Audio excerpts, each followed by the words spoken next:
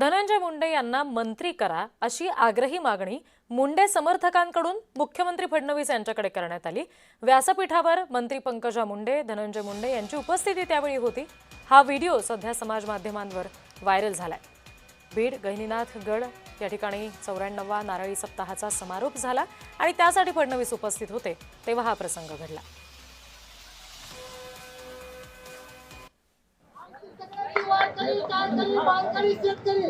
आणि 2 जिल्ह्यातले सगळे ग्रामस्थांची सगळ्यांची विनंती आहे तुम्हाला तुम्ही विठ्ठल महाराजांना समजतात, आम्हाला समजतात, आदरणीय मुंडे साहेबांना सांभाळा, धनंजय मुंडे साहेबांना मंत्री करा, तुमच्या 50% कामं कमी होतील की जोडून पाया पडा।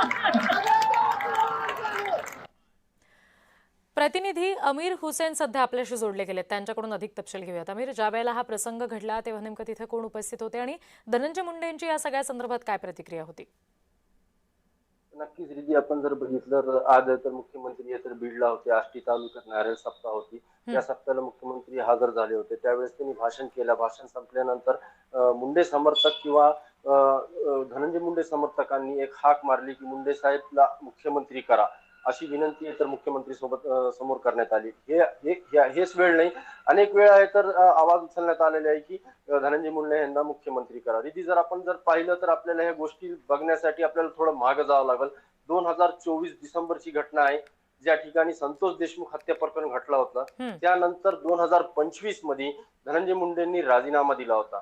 त्यावेळेस अजित पवार म्हणले होते की जर धनंजय मुंडेचं काय ह्याच्यात हस्तक्षेप असेल किंवा नसल, जर नसल तर मी त्यांना मंत्रिपद मध्ये पुन्हा घेणार।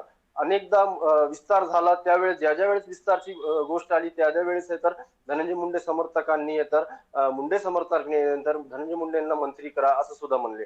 आपण जर बघितलं तर अंजली दमानिया जी आहेत त्यांच्यावर आरोप केला होता की कृषी घोटाळा केलेला आहे, त्यानंतर त्यांना न्यायालयाने क्लीन चिट भेटलेली आहे। त्यानंतर जे संतोष देशमुख हत्या प्रकरण होतं त्याच्यात सुद्धा आहे तर एक न्यायालयीन समिती बसविण्यात आली होती। त्याच्यात अजित पवार म्हणले होते की जर ह्याच्यात धनंजय मुंडेंचं नाव आला किंवा समितीकडून जे काय अहवाल येईल त्यानंतर मी निर्णय घेणार आहे। पण त्याचा सुद्धा अहवाल आलेला आहे, त्याच्यात धनंजय मुंडे यांचं नाव आलं नव्हतं। विशेष म्हणजे धनंजय मुंडेंनी राजीनामा का दिला, कारण की जे वाल्मिक कराड होते धनंजय मुंडेंचे निकटवर्तीय, त्यांचं नाव आहे तर संतोष देशमुख हत्या प्रकरणात आला होता आणि त्यांची गँगचा आला होता। त्यामुळेच आहे तर बीडचे जे पक्षधारी आमदार असतील, विरोधी पक्ष जे आमदार होते, मनोज जरांगे पाटील होते, मनोज जरांगे पाटीलने पहिल्यांदा आवाज उचलला होता की पहिल्यांदा तुम्ही धनंजय मुंडेंचा राजीनामा द्या। त्यानंतर सुरेश धस असतील, प्रकाश सोळंके असतील, आमदार संदीप क्षीरसागर असतील, अशी अनेक आमदारांनी हे तर धनंजय मुंडेंचा राजीनामा मागितला होता। मार्च 2025 ला धनंजय मुंडेंनी राजीनामा दिला होता।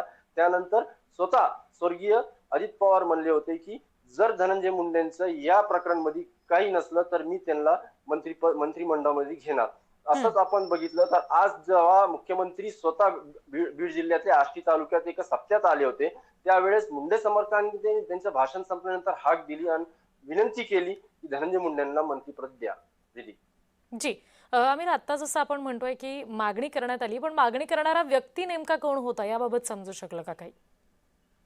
मागणं करणारा व्यक्ती म्हणजे ज्या ठिकाणी हे सप्ताह झाली त्या ठिकाणी अनेक आष्टीच्या शेजारचे जे गाव होते त्या गावकऱ्याचे लोक त्या ठिकाणी हजर होते।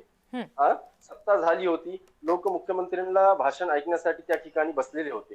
त्या भाषण झाल्यानंतर त्या ठिकाणी प्रसादचं वाटप सुद्धा होणार होता आणि विशेष म्हणजे त्यातूनच गर्दीतून एक माणूस अचानक उठला आणि त्यांनी हाक मारली। जसंच भाषण मुख्यमंत्र्यांचं संपलं त्यावेळेस हाक मारली की मुख्यमंत्री साहेब तुम्ही धनंजय मुंडेंना मंत्री करा अशी आवाज आली आणि एक व्हिडिओ व्हायरल झाला।